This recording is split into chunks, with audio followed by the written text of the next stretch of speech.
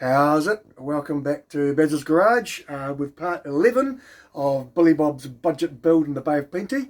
So as you know, we went for a bit of a fang last weekend. A couple of things cropped up that we mentioned. One of them was the gear ratio wasn't quite as good as we would liked. We also discovered that the rear hubs that are on there were actually 1-inch hubs, not 25mm hubs. So the second-hand parts that we got from Billy Bob didn't fit the axle, so we've had enough for a test, but that was about it. So what we've done is Billy Bob has sent me some packages. So I've got one package here from Billy Bob, and I've got one package here from Motive Part Supply. Motive Part Supply, Billy Bob contacted them and they've done a really good deal on supplying them with some bits and pieces. So I actually don't know what's in here, so we'll open them up and find out what's in it. So Motive Parts, they're on Facebook and they're from the Naki. So hit them up for some bits and pieces. So we'll find out what we've got here. So we'll open up Billy Bob's one first. Like I've got my trusty knife here, and hopefully we can get in and find out what Billy Bob has sent us. Milkshakes for me, jolly good. Actually, just while I'm doing this, I think I'm probably clever enough to have a milkshake while I talk as well, so I can actually multitask. Right, so in here we should have... Oh! That's quite clever, wasn't it? Nuts and bolts to put the bonnet stays on. Couple of collars for the back wheels, 19mm collars, so sorry, 25mm collars. These are to put on the back wheels, slide over the axle, couple of those, and we have a sprocket, hardened steel sprocket, which is a 46 tooth sprocket. So that's going to steal. Oh, that's just camera person Belinda is stealing my lollies. Right, so that's going to change our ratio. So we'll see what we've got here from Motor Supply. Snakes, well done, that's awesome. Bolts and nuts, and a letter. Pete from Motive Part Supply here. Excellent, top bloke Pete, awesome. One of these days I'll meet up with you, that'll be cool. So in here we should have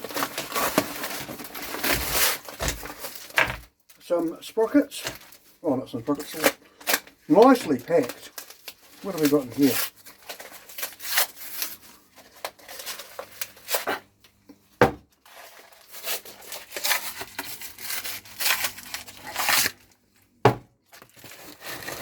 All the bits we need.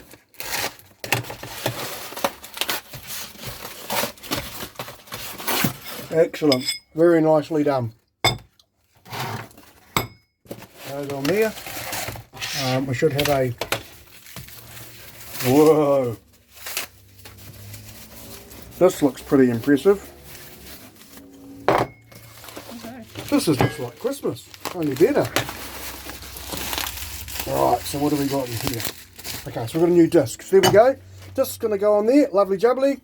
Lovely little spacer here to mount onto the disc.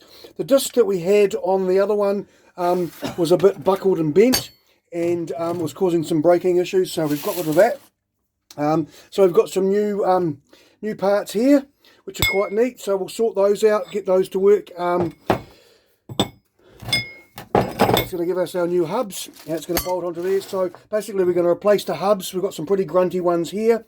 We'll sort out those bits, put the axle through there. Probably have to weld those on, so we can do that. That's pretty easy. So yeah, so we've ended up some bits there, which are going to sort out those issues that we talked about with the rear hubs. Hang on, I'm just going to get another lolly. I can't help myself, it's like, actually I only have some of these snakes too. But I got my trusty knife to here. You like the snake? Yeah. Oh, okay. Alright. The other thing that we'll just quickly talk about is oxygen sensors. So this is what oxygen sensors look like. So you can actually take these out of cars, wrecked cars or whatever. So these are, most of them are narrowband oxygen sensors. They come with different wiring on them. What you have to do is you're going to look on the numbers on here, find out what number they are, and then search them on Google, and you'll tell you which of these wires you need to connect. Now, most of these have got heaters in them. Now, depending on where you mount them, you may need to run the heater or you may not. Otherwise, you just need to connect up the signal wire to go through to your sensor display. So, I bought this from JCar. This is a mixture display. And what we're going to do is we're going to attach these wires to the engine and to the sensor. We're going to mount them in the exhaust, and then this little light is going to tell us whether the mixture is rich or lean, which is awesome for setting it up with new carburetors. So we'll do that. Come around over this way. So what we're talking about, we're going to change this one here. It's now I think it's a 44, 40, I'm going to go to a 46.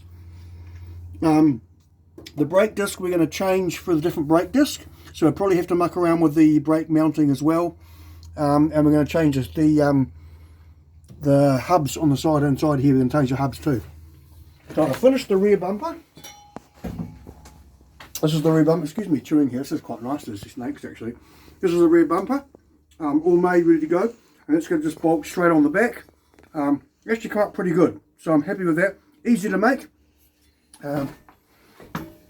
And the front, what we've done is we've just welded some square box section on the front. I put a cap on the end of it, and this is the front bumper. So the front bumper looks like this. It's all welded up now. So basically you had a piece of tubing, cut a hole in there, the same diameter as the pipe, and the same one here, suck it in, welded it up, and then this will effectively slide in there, and we'll put a couple of bolts through here, and that means the front bumper can be removed if we need to, and obviously if it ever gets hit or damaged we can pull it out and repair it as well. I think that'll help. So moving along quite nicely. Thanks very much for the parts and the lollies. I'll probably have some more lollies as well. Just a quick update. So hopefully this weekend we can make a bit more progress with those things, and I'll give you more information on the oxygen sensor and the display as well when we go ahead and do that. So we may do a separate video just on making that and making it work. So any questions, just hit me up in the comments. Until next time, Bezos Garage.